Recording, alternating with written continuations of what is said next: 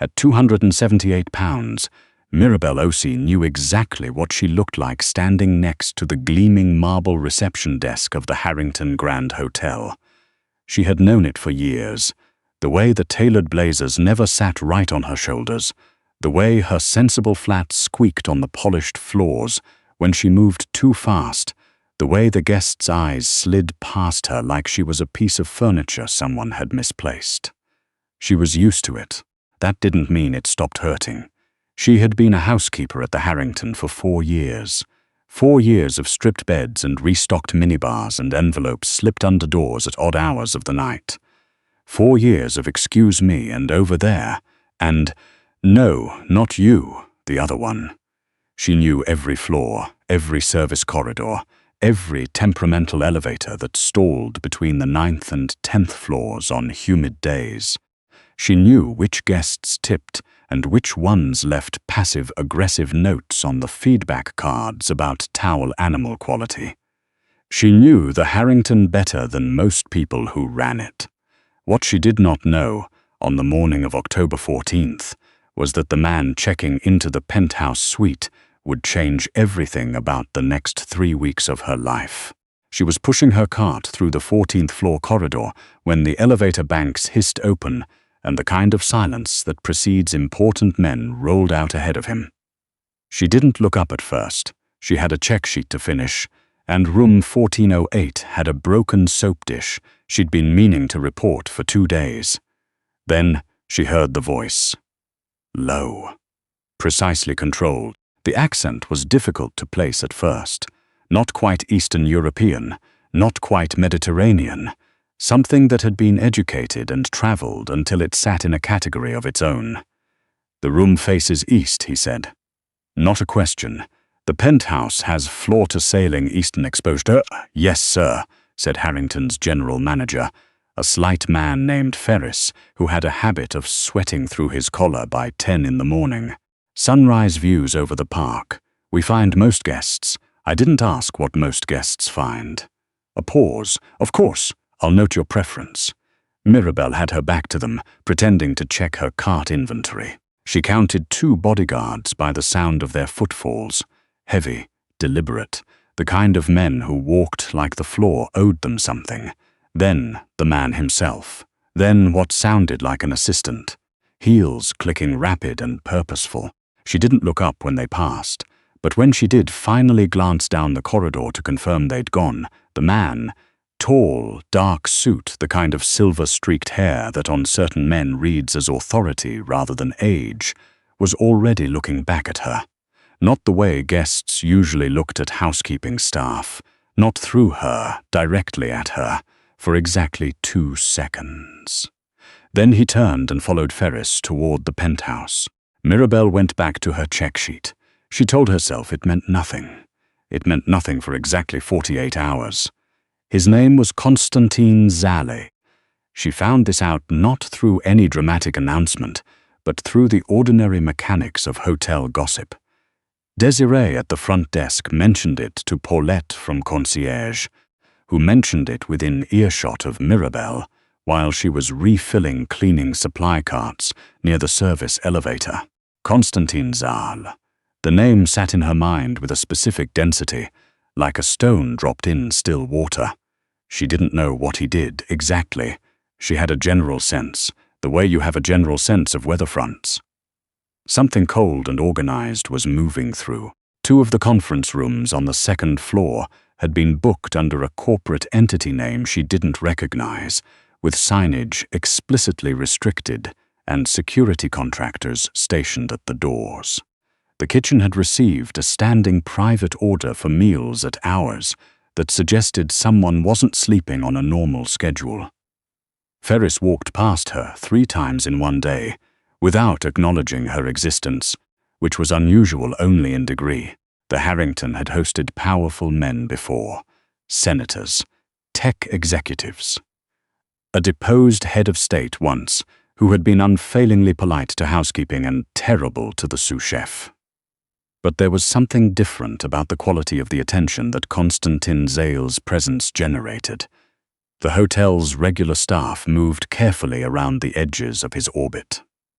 The security contractors didn't make eye contact with anyone. Even the flowers in the lobby seemed to have been chosen with more thought than usual. Mirabel did her job. She stripped beds and restocked minibars and left fresh towels folded into the geometric patterns she'd been trained on.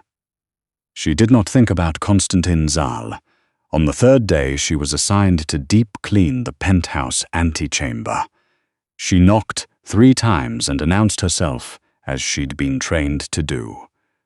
No response. She used her card key and let herself in with the door propped, cart visible from the hall. Standard protocol when entering an occupied room with no confirmed guest absence. The suite was extraordinary and also, somehow, impersonal. The kind of space that could belong to anyone and so ended up belonging to no one. Expensive luggage, closed. Laptop, closed. A jacket draped over the arm of a chair, with the careless precision of someone who put things down, not because they forgot them, but because they knew exactly where everything was. She was halfway through relining the wastebasket in the study alcove when the door to the inner room opened. He was in shirt sleeves. His jacket was still on the chair, which meant he'd somehow entered without her seeing. She didn't understand the geometry of it until she noticed the secondary door on the far wall, the one she'd always assumed was a closet. He looked at her without surprise. "I knocked," she said immediately. Standard protocol statement, automatic. "I know." He crossed to the desk and picked up a folder. "Don't let me interrupt you." She went back to the wastebasket. Her hands were steady. She was good at keeping her hands steady. "Mirabel," he said. She stopped. He was reading the folder. He didn't look up. "Your name badge?" She looked down at the small enamel rectangle on her left lapel. Mirabel, housekeeping. She'd had it for 4 years. She sometimes forgot it was there. "Yes," she said. "You're thorough," he said. He was still reading. "You're the only housekeeper on this floor who restacks the toiletries in the same arrangement each time. Most of them just group things. You put them back exactly." She didn't know what to do with that observation. She said, "I have a system. Most people don't bother. I bother." He looked up then. The directness of it was startling. Not aggressive, just unfiltered. He looked at her the way people usually only looked at things they were trying to understand. "How long have you worked here?" 4 years. "Do you like it?" The question was so outside the normal register of guest staff interaction that she almost laughed. "Almost. It's a good job. That's not what I asked." A beat. She squared the edge of the waste bin liner against the basket rim. "It's reliable," she said. "The hours are consistent. The benefits are decent. My mother had 2 hip surgeries in the last 3 years, and I needed the insurance." She didn't know why she told him that. She hadn't planned to. He nodded slowly, like the answer was being filed somewhere. "I'll be out of your way," he said, and moved toward the secondary door again. She was nearly finished when he paused with his hand on the frame. "There's a lamp out in the east bedroom," he said. "Second socket from the left. I'll log it." He nodded once and was gone. She logged it. She thought about it for the rest of her shift, which irritated her because she was not a woman who wasted mental energy on guests. It escalated in increments she didn't notice until they were already stacked. She was assigned to his floor 4 of the next 7 days. Not unusual, she was one of 2 staff assigned to the 14th floor block, but she noted it with the careful attention she gave to things she didn't yet understand. He spoke to her on 3 of those occasions. Brief exchanges. Practical. He told her about the secondary thermostat in the suite that ran cold. She told him the engineering team had a backlog, but she'd put in a priority request. He mentioned that the filtered water carafe was being replaced with a different brand. She said she'd noted the preference. On the 5th day, she overheard something she wasn't meant to hear. She was in the service corridor adjacent to the conference room when the door opened, and 2 men stepped out, mid-conversation. She recognized one of them, a compact man with a scar through his left eyebrow who had checked in alongside Zale on day 1. The other was unfamiliar. "Tells me the girl's been up here 3 times this week," said the compact man. "Housekeeping," said the other. "Housekeeping doesn't run the same girl to the same floor 4 days running." "Not at this property. You think, Ferris? I think someone's watching us." A pause. "I'll handle it." She pressed herself to the supply shelf and waited for the footfalls to fade. Handle it. She thought about those words for a long time. She was finishing her cart restock in the 14th floor supply room 2 days later when the compact man found her. He came in and closed the door. He didn't bother with preamble. "How much do you make?" he asked. Mirabel set down the stack of folded hand towels she was holding and turned around slowly. "I'm sorry." "An hour. How much?" "That's not a conversation I'm going to have with you. I'm not asking to negotiate." He folded his arms. His English was good, but it had been learned. She could hear the seams. "I'm asking because I want to know what someone would have to pay you to do a slightly different job." "I have a job." "This is about information," he said. "That's all. Small things. Who goes in and out of certain rooms? Whether certain calls were made. Nothing that would get you hurt." She looked at him for a moment. He had the kind of face that was meant to be persuasive. Not threatening, not overtly, just persistent. She had known men like this. She had known men considerably worse. "No," she said. "You didn't hear the number. I don't need to." He studied her. "You're not scared. I'm busy." She picked up the hand towels again. "Please leave this room. It's a staff-only space." He left, but he didn't look like a man who received no for a final answer. He looked like a man who was revising his approach. She reported the interaction to Ferris that afternoon, carefully, without editorializing. Ferris turned an unpleasant color and said he'd look into it. She didn't believe him.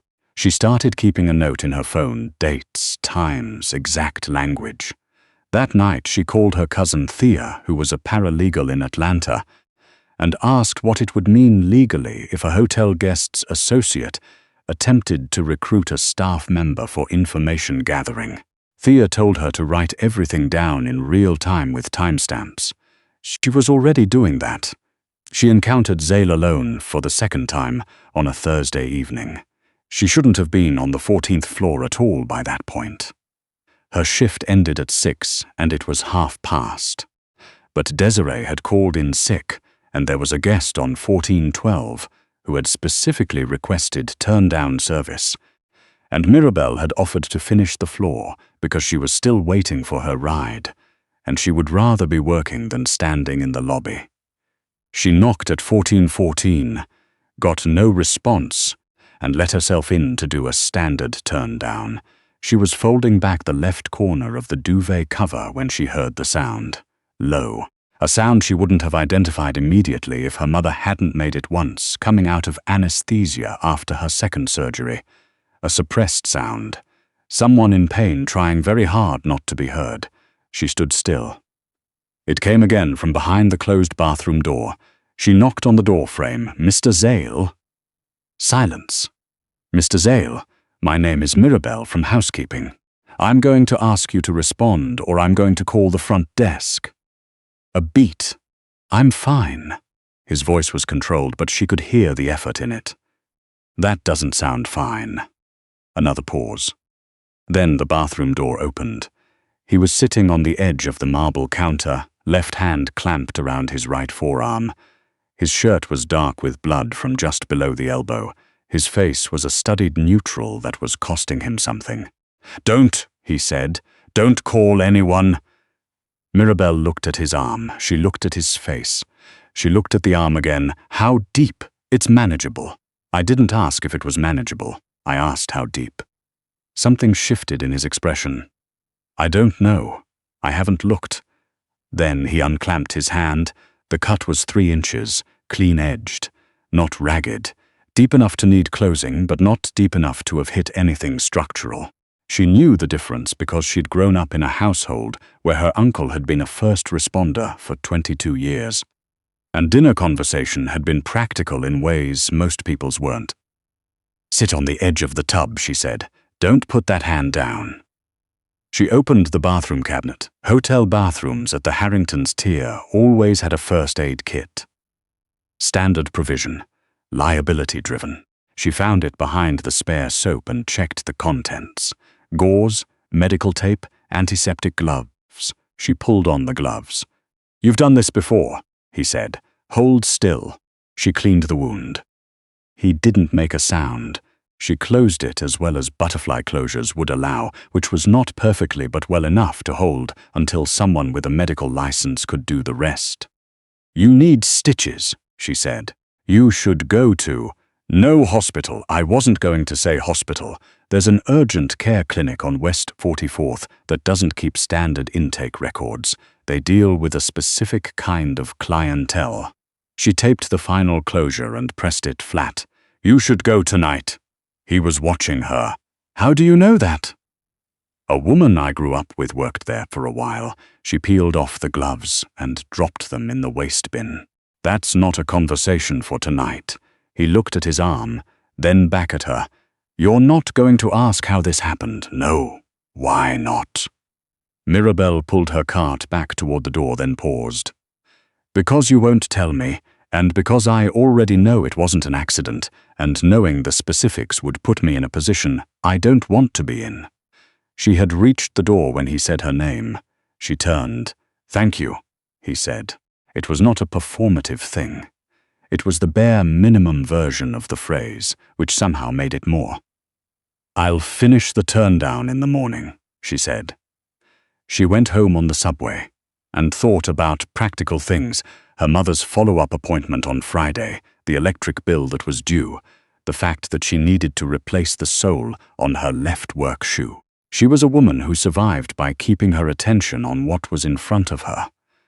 But she thought about the way he'd said thank you, the bare minimum way of it. Like he didn't say it often enough to have learned the ornamental version. The compact man's name, she eventually learned, was Vasev. He tried twice more in the following week, once through an indirect approach via one of the parking valets, who apologized to Mirabel afterward and said he hadn't understood what he was being asked to do, and once through a note slipped under the door of the staff locker room, addressed to no one specifically. She added these to her phone record and sent a copy to Thea's email. What she did not expect was that Zale would find out. She was in the supply room on the 12th floor when he appeared in the doorway. Unannounced, no assistant, no bodyguard she could see. He looked like a man who had walked somewhere with intent and arrived exactly where he meant to be. "Vasev approached you," he said. It wasn't a question, so she didn't treat it as one. 3 times. His jaw tightened. "You should have told me." "I don't work for you." She kept stacking towels. "I reported it to hotel management. I've documented every interaction.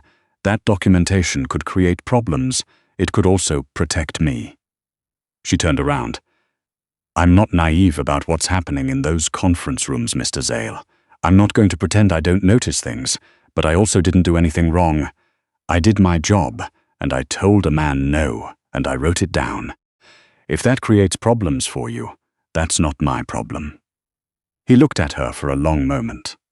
In the too bright fluorescent light of the supply room, with cleaning product labels behind her head and cart wheels digging into the linoleum, there was something almost odd about the quality of his attention, like he was recalibrating something. "I'm going to reassign Vasev," he said. "You don't need to explain your personnel decisions to me." "I know." He stood for another moment. "The lamp in the east bedroom. Did engineering fix it?" She blinked. 3 days ago. He nodded. "Good." And he left. She didn't move for almost a full minute after he was gone. The situation broke on a Tuesday. She was making up a room on the 13th floor when she heard the shouting, muffled through the ceiling but distinct in its register. Raised voices, then silence, then a crash. She had the phone in her hand to call the front desk when the stairwell door at the end of the hall banged open. It was Vasev. He was moving fast. He had something in his right hand that she processed in sequence. Metallic, compact, angled downward, before she understood what she was looking at. She had grown up in a city. She knew what guns looked like. She also knew that the 2 seconds between recognition and reaction were what determined outcomes, and she had 2 seconds. She did not freeze. She stepped backward into the open room doorway, pulled the cart in behind her with both arms, and let the door fall shut. She was already calling the front desk as she moved toward the bathroom, the only room in a standard Harrington suite with a locked interior door that wasn't the connecting room. She got into the bathroom and locked it and crouched below the counter level and spoke to the front desk operator in a voice so quiet and controlled that the operator asked her to repeat herself twice. 13th floor, north corridor, she said. Possible armed individual. Do not send unarmed staff. Call 911 first. Ma'am? Are you? I'm housekeeping. I'm safe. I'm locked in a bathroom. I'm not going anywhere. Call 911. Do it now. She sat with her back against the bathtub and counted her own breaths. What happened next took 19 minutes. She knew because she watched the time on her phone screen with the call still running. She heard footsteps in the corridor. Once. She heard voices she didn't recognize. She heard nothing for a long time.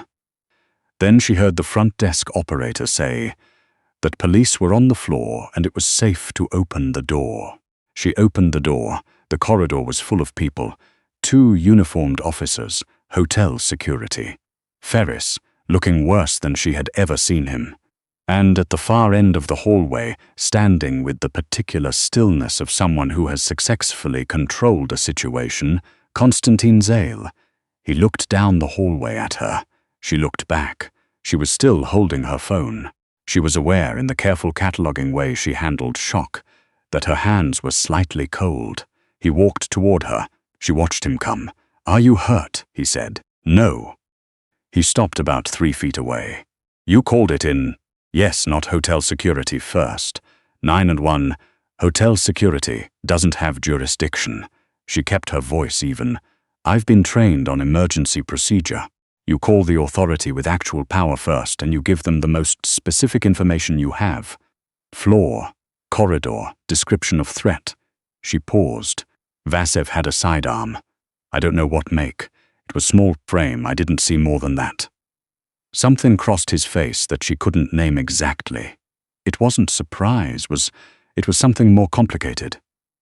You're very calm, he said. I'll fall apart later, she said. I'm still on the clock. He looked at her for a long moment. Behind them, Ferris was speaking rapidly to one of the officers. The corridor smelled like institutional carpet and the kind of tension that lingers after emergency response. This situation, Zale said carefully, is going to require certain things to be managed. I'll let the police handle it. That's their job.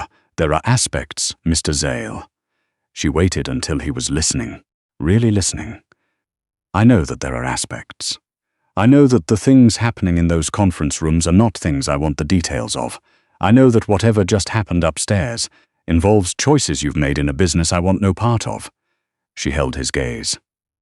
I'm a housekeeper. I have worked in this hotel for 4 years. I reported an employee solicitation attempt. I called 911 when I saw a weapon. That is the extent of my involvement, and I am going to give a statement to the officer in the blue jacket, and then I am going to finish my shift. She watched him absorb that. You're not afraid of me, he said. Being afraid doesn't change outcomes. She shifted her weight. I'm cautious. I'm careful. I pay attention. That's more useful than being afraid. A pause.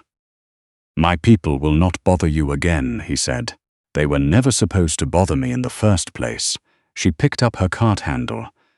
I appreciate the statement, but I'm more interested in the fact that you're removing Vasev from the property. He's already gone. Good. She looked at the officer across the hall. I need to go give my statement. Precise, sequential, verifiable. The officer thanked her.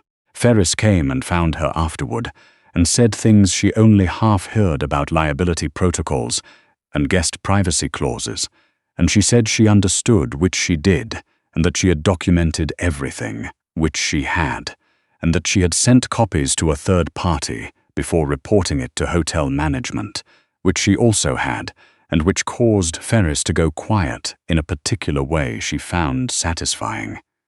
She finished her shift. She thought on the subway home that she should feel more than she did, shaken, frightened, unsettled.